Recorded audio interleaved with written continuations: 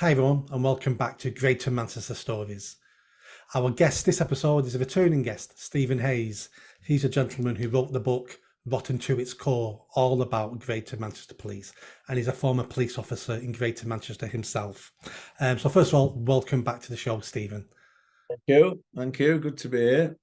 Last time we talked about the failings of Greater Manchester Police in general, the lack of training, the fact that the leadership don't have a backbone, and a lot of them now don't have the frontline experience because they've got degrees to move up the line.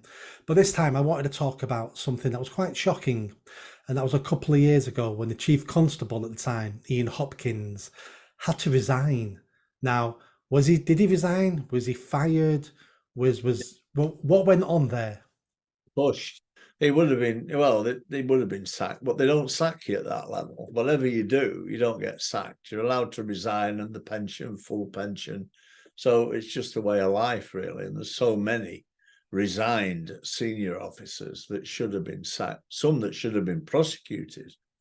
But, I can give Yeah. examples, but So let's talk about Ian Hopkins then. Why was he forced to resign? well, all the accumulating nonsense all came to a head, really. There was 80,000 crime reports were binned. And there was just general nonsense all the time. The conduct, IOPC had investigated what they were doing, found it to be diabolical, and he had put in writing that he refused to accept their report. So anyway, but he was allowed to resign. Nobody does that. The IOPC are supposed to be God, but of course they're not. They're staffed by ex-police officers. And again, it's the police investigating the police. But anyway, that was it. He went. And so that was it. Start again. And Yeah. Steve moved in. Hard-nosed Steve Watson, supposed to go clean it up or he'll go in 2 years. But he hasn't. He's joined in. He now is defending the indefensible, like everything else. You see this, the Malkinson thing that's erupted. Andy, whose appeal has been successful now, come out of prison. Zanavi man. That's yeah, she was. That's come out, and that's all. While my book was being printed, I couldn't keep up with what was happening. There's so many, and I've tried all in context, and that's the secret, really. Right. So if we look at Ian Hopkins, so was Ian Hopkins fired or made to resign because of the mistakes he made, or was this accumulation over years and decades, and then finally someone had to go because of it all? Yeah. Well, what happened there? There were several issues, obviously, the way the force was conducted, but he just carried on from Peter Fahey. Now, Fahey had a terrible history while he was the chief constable, abusing the High Court with all sorts of nonsense and evidence and escaping prosecution and hiding behind health and safety reports. But he was never, and he should have been prosecuted, and he was knighted. Yeah. They do. They're knighted. I've not referred to any sir in the book. I've just called them by the name because I've no respect for the knighthood issues with the police at all. It's disgraceful. But Fahey, when he was at Cheshire before GMP, just left, and then a bomb burst there where 60,000, 80,000 crime reports were found to be missing. And the force was so badly run and conducted that they had to give a list, and it's in the book, a list of things that they'd done wrong, and they needed to put right, and they were put under heavy special measures. But Fahey left to come to Manchester. No investigation on his qualifications or anything. He probably sailed through, being able to speak Spanish and French. Well, that's quite handy on the streets in Manchester, Spanish, French, and Portuguese, or whatever he spoke. I think. But anyway, he did this again in Manchester. He hid 80,000 crime reports, and then he left. And they extended his tenure for a short time anyway. I think they were waiting to see whether they was going to discipline him or whatever, and they sort of hung on to him. But they said he did such a good job, he was being allowed to stay. But it was obvious when you look at it again in context. I keep saying that because I think it's important, because there's so many people on not YouTube, what's it called? The X, Twitter. Twitter. I had. There's so many people on Twitter who are actual whistleblowers, very well informed whistleblowers as well. And but you see them and you think, good grief, but then they're gone.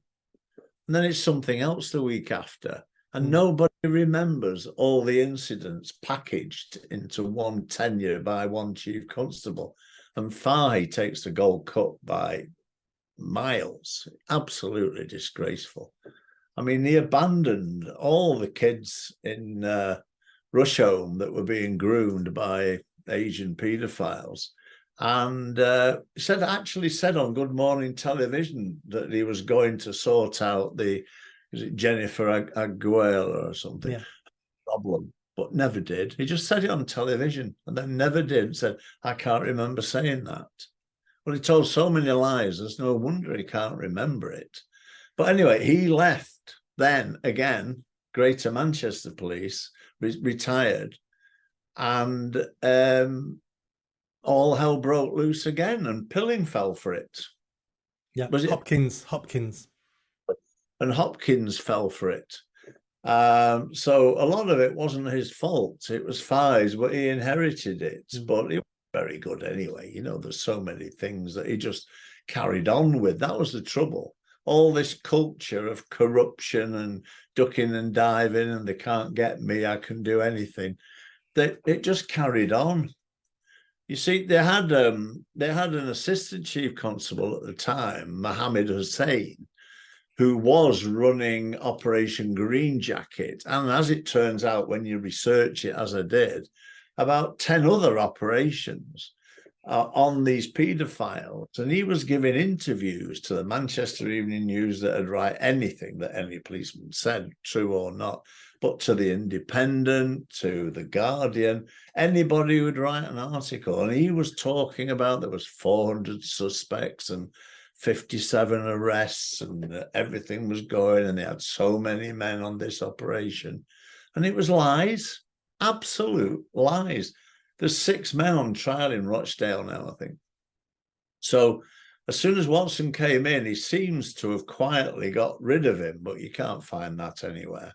And he went to North Yorkshire again, which is like the dumping ground for failed officers in Greater Manchester, because we had can I carry on with the story?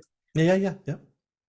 We had a situation in the Anthony Granger inquest, or the inquiry, where Assistant Chief Constable Steve Haywood was so heavily criticised by Judge Teague that how he wasn't charged or recommended to the Department of Public Prosecution, I don't know. Can I just read what the judge said about him? Yeah. And GMP generally. GMP chose to lean towards the culture of obfuscation, denial, secrecy, and an instinct to defend the indefensible. And that was Judge Teague. So in his summing up, he said that. But they'd produced documents that they later admitted they'd forged and all sorts. So he went, Steve Haywood, I think it was him, he went to North Yorkshire Police again. But he got to Chief Constable for a few weeks and then retired. So all that seemed to be a scam to get him on full pension and out. So there's so much needs investigating. It's ridiculous. Well, as you know, I'm running for Mayor of Greater Manchester, which is also the Police Crime Commissioner of Greater Manchester. And if I win, which is a long shot at the moment, but if I do win, my full attention will be Greater Manchester Police, because it can't go on like this. But we'll see what I can achieve. It won't be down to incompetence or not wanting to change it. I will spend my time changing that force. But thank you again, Stephen, for coming on the show. For people who want to buy your book, I'll put a link in the description. Go buy his book. You'll find it really interesting, shocking and upsetting, really, but very interesting. So thanks again for coming on. Sid Waddell, the darts commentator of years ago, used to have a saying, "It's you'll hear fat dripping off a chip." It's Right. so that's what he used to say about really good results in the darts. No one will remember him but me. Yeah. I think the oldest retiree from the police to retire. So anyway, that's it. God bless him. That's great. Thanks, Stephen. Bye-bye. Pleasure. Pleasure.